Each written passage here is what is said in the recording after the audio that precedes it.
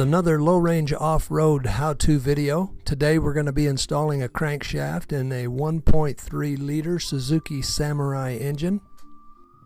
The tools you'll need is assembly lube. Of course, you'll need the crankshaft all machined and clean and ready for installation. You'll need a little anti-seize compound, brake parts cleaner. In addition, you'll need scissors, some plastic gauge, thrust bearings, main bearings, and the tools you'll need are a torque wrench, ratchet wrench, and a nut driver, all equipped with 14mm sockets. We've received our block back from the machine shop, all clean, ready for reassembly. Notice the main bearing caps. They're all numbered with arrows facing forward. It's important to keep these caps in that orientation. We begin our crankshaft installation by removing the main bearing caps and setting them aside.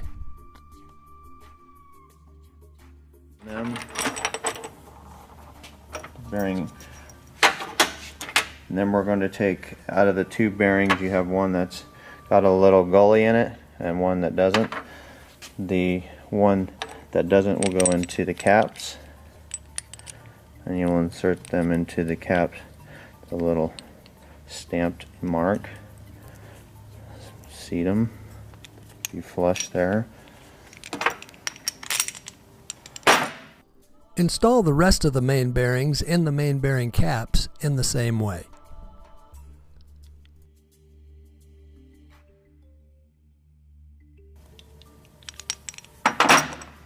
Then we'll take these main bearings and we'll place them in here. The notch over here. They're all identical. They're all identical. There'll be an oil hole that lines up there.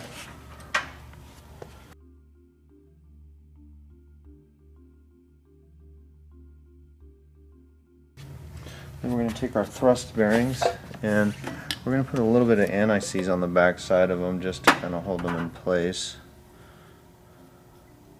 Seems to be sticky, and so you could use grease or whatever that would hold them in place. And then we'll go with the little notches out. Show me those little notches. Yeah. Flat side will go against the block. Okay. Just lay them right in there. You do that to both the front and the back.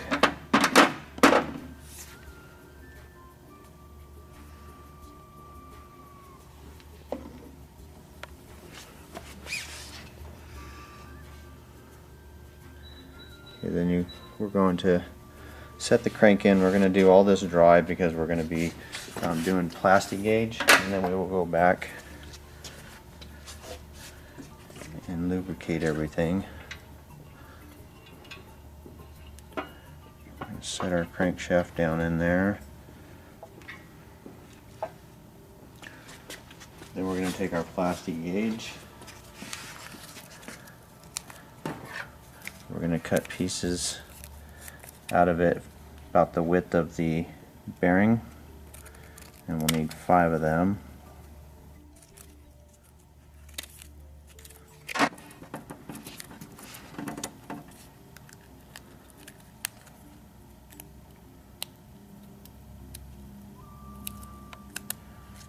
And as you get older, these get harder to see and to be able to handle.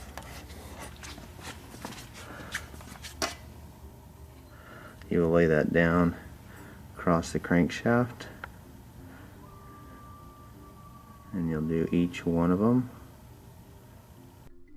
The reason for using plastic gauge is to check the oil clearance between the main bearing and the crankshaft. It should be between 0.030 and 0.050 millimeters with a maximum upper limit of 0.080 millimeters. If this clearance is not within specification, you will need to work with your machine shop and parts supplier to resolve this concern. Now we're going to get the main caps. We're going to lay them in there according to their number.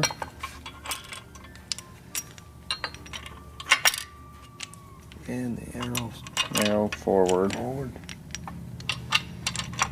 Don't turn the crankshaft until you're done plastic gauging.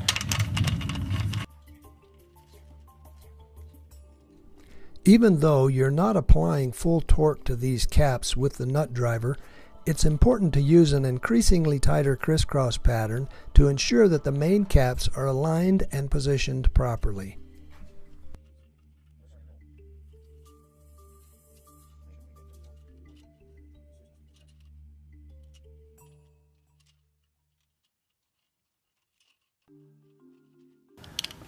Okay, so then we're going to take our torque wrench.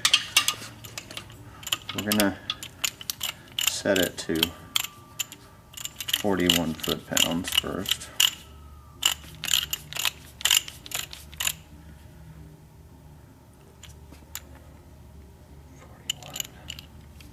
I'm going to start in the middle and just kind of snug them up a little bit before we go into our final torque.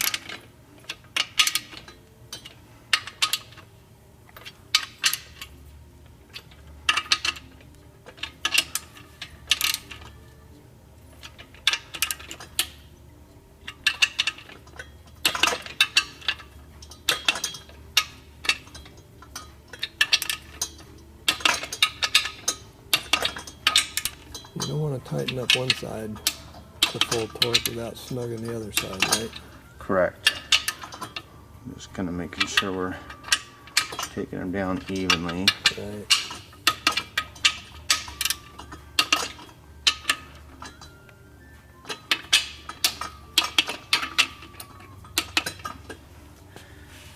I want to remove all the main caps.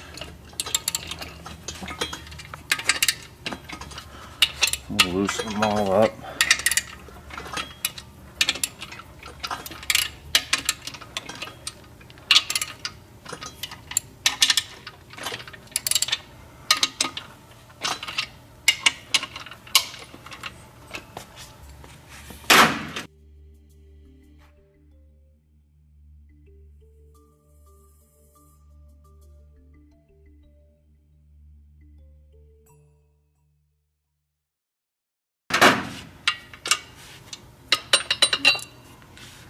Just want to pull them straight up and off of there.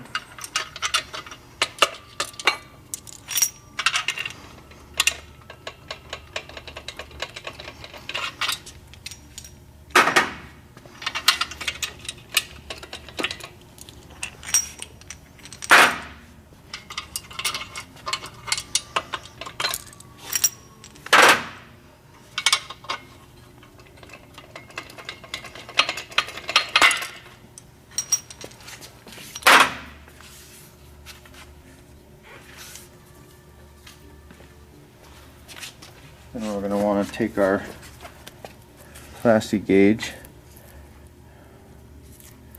and I'm going to do it on millimeters, and we're going to be between 0.030 and to 0.050, maximum of 0.080.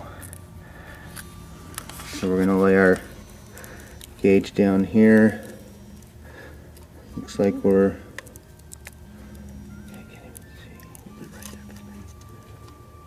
A little bit wider than that one. and a little bit narrower than that. So we're about a 0.045 millimeters. Right between. right in.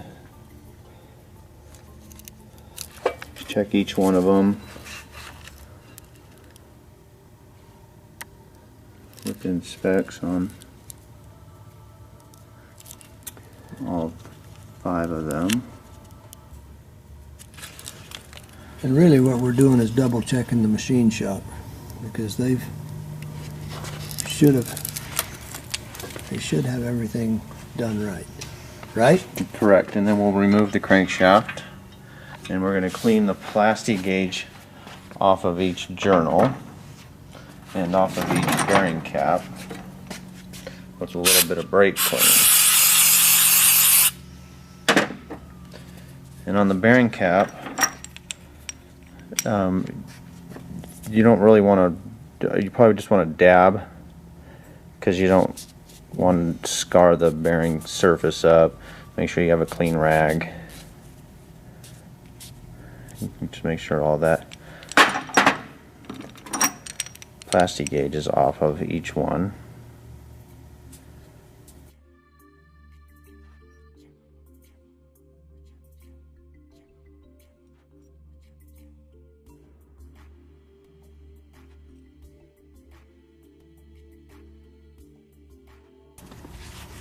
We're going to clean it off the crankshaft.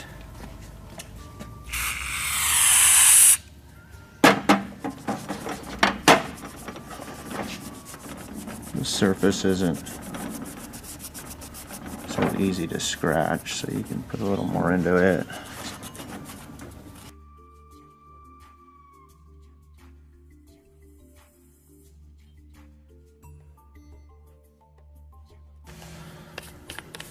Using some ultra slick assembly lube.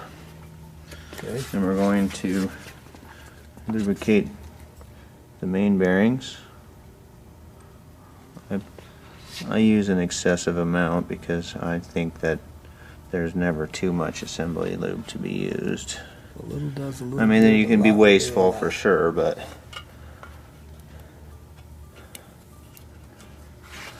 I'm not wasteful. I just like to use You want to put a cloth a good amount. So once you get to the thrust, you're going to want to make sure your thrust washer has some lubrication on it. Put a little bit more so it kind of sits there puddled.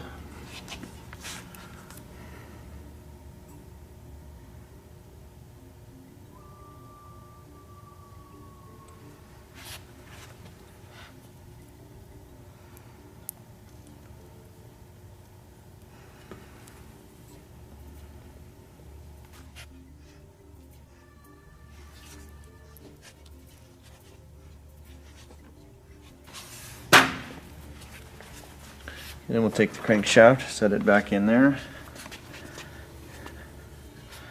Put a little bit of lubricant on each one, not a whole lot right now.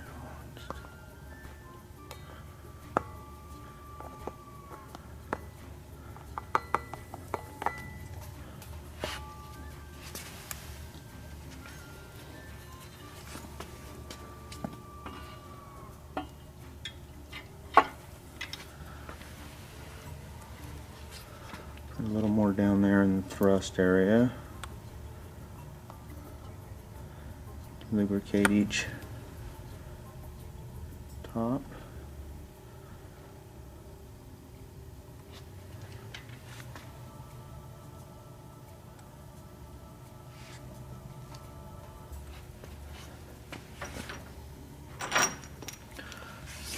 Put a little more on each bearing.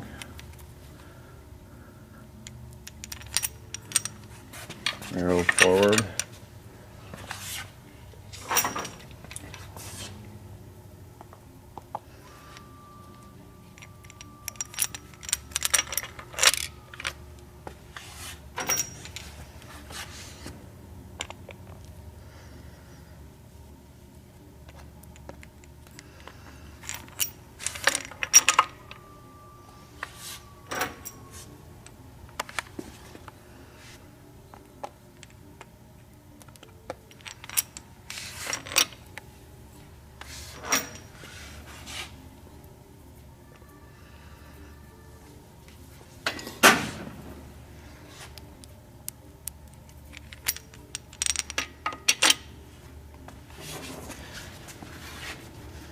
Verify you got all your numbers in order.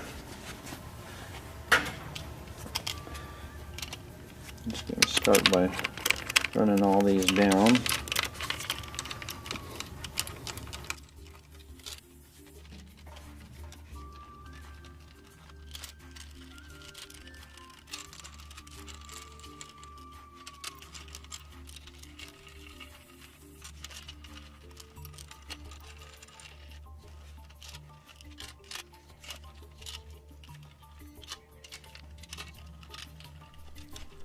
The final step is to torque the main bearing caps. This is done by using an increasingly tighter crisscross pattern until 41 foot-pounds is reached. I'm going to start in the middle and just kind of snug them up a little bit before we go into our final torque.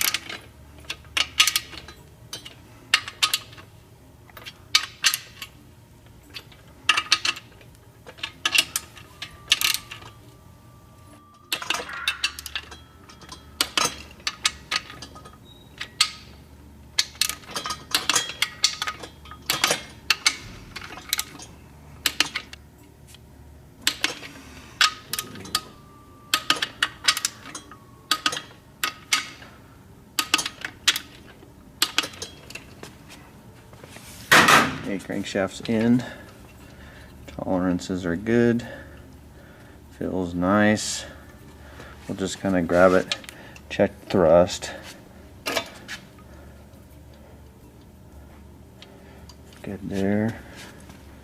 That concludes our crankshaft installation. We remind you that all the parts and supplies required for this job can be purchased through our website at www.lowrangeoffroad.com or by calling 801-805-6644.